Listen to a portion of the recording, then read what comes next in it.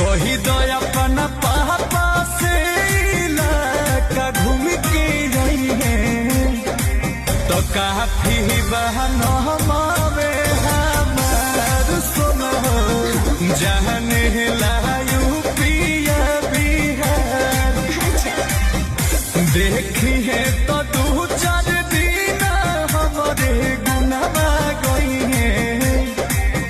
है के बेह में होई है तो यार सुनो काफी बहन हमारे हमार।